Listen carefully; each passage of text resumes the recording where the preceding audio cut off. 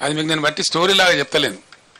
దాన్ని ఏం చేసినామంటే బీఆర్ఎస్ ప్రభుత్వం వచ్చిన కొత్తలో ఈ రాష్ట్రంలో నేషనల్ గ్రిడ్కు మన రాష్ట్రం కనెక్టెడ్ లేకుండే, అనుసంధానం లేకుండే. ఒక 5-6 లైన్స్ వార్దా డిచ్పల్లి కావచ్చు, వరంగల్ వరోరా కావచ్చు, అంగుల్ పలాస కావచ్చు, PGCIL power grid corporation of India limited ఎంబడి నేనే చేసి రాత్రింబవళ్ళు వాళ్ళతోని కొట్లాట పెట్టుకొని ఈ 3 లైన్లు కల్పించినాం. దాంతో టోటల్ తెలంగాణ రాష్ట్రం, ఏపీ రాష్ట్రం కూడా మనతో పాటుగా నేషనల్ పవర్ గ్రిడ్కి అనుసంధానమైనాం.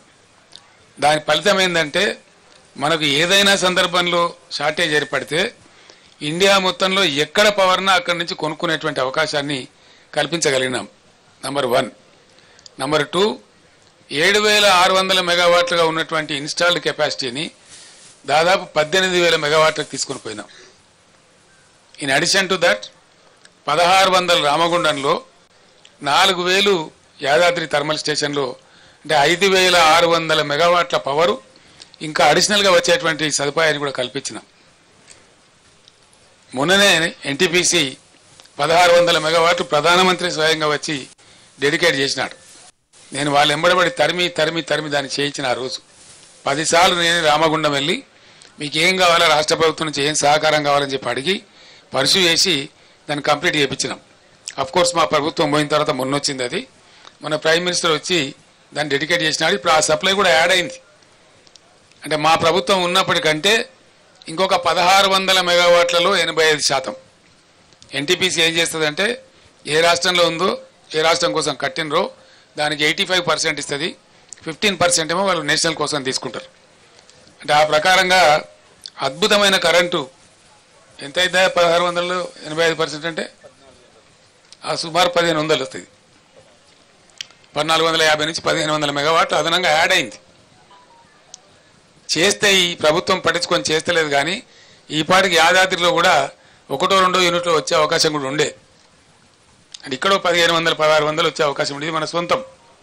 దీని నుంచి ఒక యూనిట్ కూడా బయటకి ఇచ్చే అవసరం లేదు. మరి ఇంత ఉజ్వలంగా తయారైనటువంటి పవర్ సిస్టమ్ ఎందుకు ఈరోజు ఇబ్బంది పడతా ఉంది? ఇది పరిపాలకుల అసమర్థత అవునా కాదా? దయచేసి మీరే ఆలోచన చేయాలి.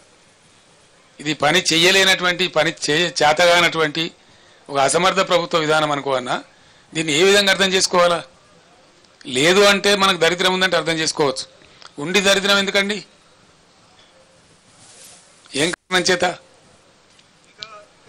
ఇంకోటి మనకు తర్వాతనండి, అంత గుర్తించడం అవసరం లేదు రాహుల్, చెప్తాం, నో ప్రాబ్లం. ఇంత అద్భుతమైన పవర్ సిస్టమ్ ఎందుకు ఫెయిల్ అవుతా ఉంది రాష్ట్రంలో? 7 ఏళ్ళు నడిచినటువంటి సిస్టమ్, 7 ఇయర్స్ అద్భుతంగా అందరికీ అందుబాటులో ఉన్న కరెంటు స్విచ్ ఆఫ్ చేసినట్టుగా ఎందుకు మాయమైంది? దీనికి ఎవడు సమాధానం చెప్పాలా? ఎవడు బాధ్యత తీసుకోవాలా? ఈ క్రాస్ టాక్ కాదండి రాహుల్ గారు. You question your own heart. What is wrong with the system? 7 ఏళ్ళు 7.5 ఏళ్ళు బ్రహ్మాండంగా నడిచినటువంటి సిస్టమ్ 3 నెలల లోపల నడుస్తలేదు అంటే ఎవల అసమర్థత అండి? ఎవల ఫెయిల్యూర్ ఇది? 100కు 100% నేను ఆరోపిస్తున్నా ఇప్పుడు ఉన్నటువంటి అసమర్థ, అవివేక, తెలివి తక్కువ కాంగ్రెస్ పార్టీ యొక్క అసమర్థత. మరేం కాదు. వాళ్ళకి వాడుకోవస్తలేదు, వాళ్ళకి తెలివి లేదు పాపం. మేమన్నా టెక్నోక్రాట్స్ని పెట్టి నడిపినాం, మాకు తెలివి లేక కాదు. పవర్ సిస్టంలో మొత్తం ఐఏఎస్ ఆఫీసర్లను తొలగించి 100% టెక్నోక్రాట్స్ని పెట్టినాం మేము.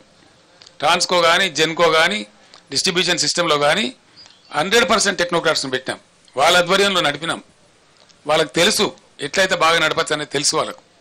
కాబట్టి సమర్థవంతంగా నడిచింది.